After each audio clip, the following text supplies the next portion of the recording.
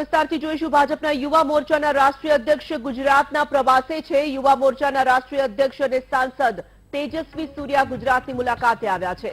તેજસ્વી સૂર્યા અમદાવાદમાં યુવાનો સાથે સંવાદ કરશે।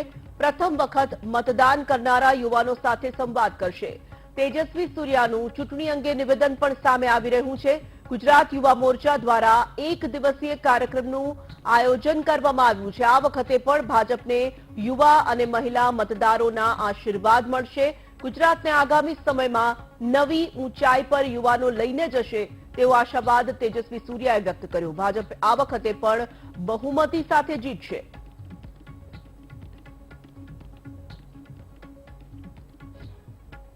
રાષ્ટ્રીય અધ્યક્ષ तेजस्वी सूर्या गुजरात की मुलाकातें छे તેમની સાથે વાત કરીશું।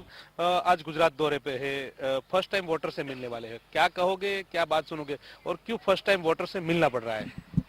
इस बार के चुनाव में लगभग 40 लाख से अधिक फर्स्ट टाइम वोटर्स इस बार पहली बार मतदान दे रहे हैं।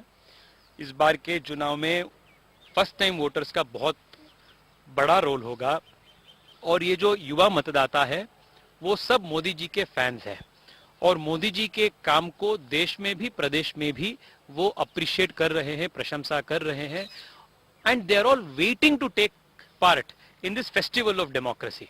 इसलिए आज युवा मोर्चा की ओर से हम युवा मतदाताओं को, फर्स्ट टाइम वोटर्स को हम टच कर रहे हैं और विशेष रूप में अग्रेसर गुजरात ये अभियान के अंतर्गत उनके आशा अपेक्षाओं को दर्ज करने का, संकलन करने का और उसके आधार पर पार्टी के विजन डॉक्यूमेंट बनाने का काम हम जारी किए हैं। इसलिए मैं आज उनसे मिल रहा हूँ। एक बात यह है कि आप फर्स्ट टाइम वोटर से मिल रहे हैं, लेकिन गुजरात में बार बार जो पेपर लीक हो रहे हैं, पेपर कांड हो रहे हैं, उनसे युवा मतदार नाराज है।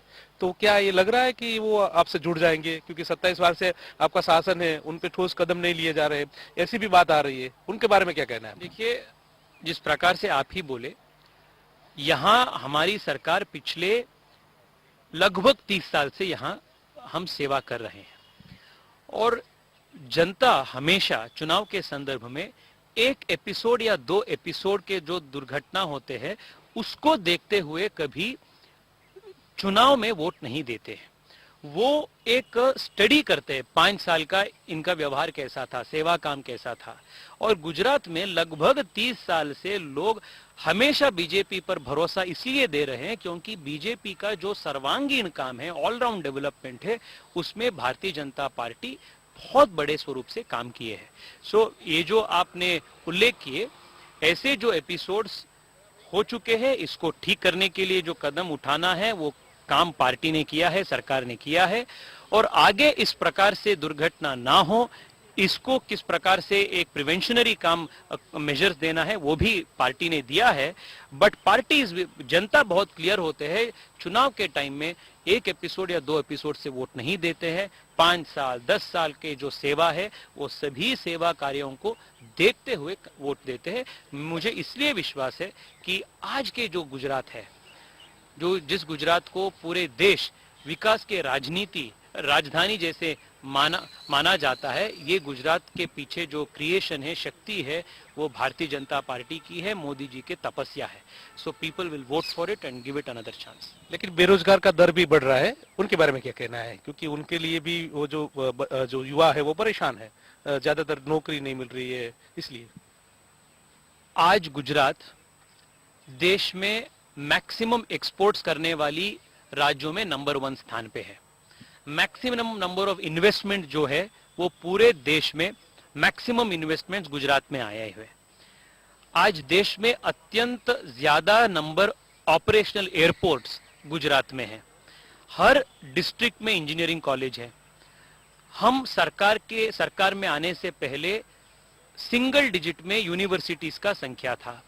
आज गुजरात में 100 से अधिक यूनिवर्सिटीज हैं।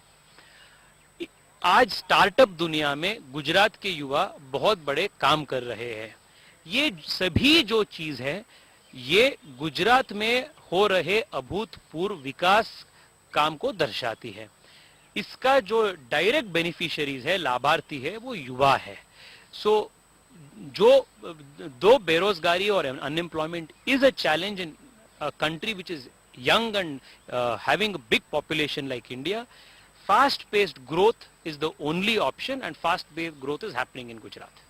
कितने युवाओं को पॉलिटिकल में चांस दिया जाएगा? भारतीय जनता पार्टी का मंथन शुरू हो चुका है, ऐसी बात आ रही है कि सीनियर को रख दिया जाएगा और युवा को प्राधान्य दिया जाएगा। आप किस तरह से देख रहे हैं उनको, कितने सारे लोगों को प्राधान्य मिलेगा? पार्टी हो या प्रशासन हो, अच्छे तरीके से चलाने के लिए वरिष्ठ नेताओं का भी, उनका अनुभव का भी जरूरत पड़ता है, युवा कार्यकर्ताओं का उत्साह का भी जरूरत पड़ता है। पार्टी ये विषय भली बात ही जानती है, पार्टी के वरिष्ठ नेतृत्व ये बात भली बात ही जानती है। देश में एकमात्र पॉलिटिकल पार्टी है जहां आपके बिरादरी के बारे में ना पूछे, खानदान के बारे में ना पूछे, बैंक बैलेंस के बिना पूछे, आपके सरनेम को ना पूछे एनकरेजमेंट मिलता है, वो भारतीय जनता पार्टी है।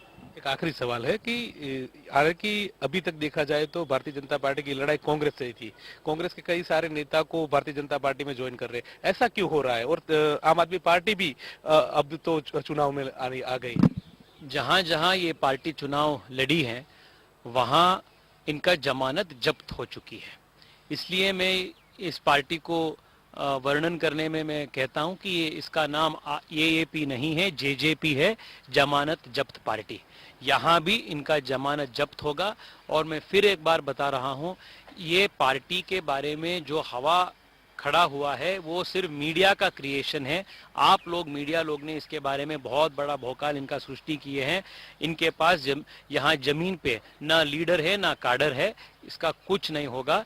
The people of the state will bless Modi ji and Bharatiya Janata Party one more time. Congress के काफी सारे नेता भारतीय जनता पार्टी ज्वाइन कर रहे हैं, उनके बारे में क्या कहना है आपका? देखिए, भारतीय जनता पार्टी सबको अपनाती है। पार्टी के विचारधारा को एक्सेप्ट कर जो भी पार्टी में एक समर्पित कार्यकर्ता के भाव से आएगा, उन सभी देशभक्तों को पार्टी के दरवाजा हमेशा ओपन है। ચોક્કસથી તો યુવાનોને પ્રાધાન્ય મળશે તે પ્રકારની વાત કરી રહ્યા છે। સૌથી વધારે જો એમ્પ્લોયમેન્ટની વાત કરવામાં આવે તો ગુજરાતમાં થયું છે તે પ્રકારનો આશાવાદ છે તે વ્યક્ત કરી રહ્યા છે। અને વધારેમાં વધારે યુવાનો જે છે તે નારાજગીની વાત નથી કરતા, પરંતુ જેટલા વધારે વર્ષથી જે શાસન જે છે તેનો લાભ સીધો ભારતીય જનતા પાર્ટીને મળશે ને તે પ્રકારની વાત જે છે તે તેજસ્વી સૂર્યા જે છે તે કરી રહ્યા છે। કેમેરા પર્સન અજય પટેલ સાથે ગૌતમ શ્રીમાળી, વીટીવી, અમદાવાદ।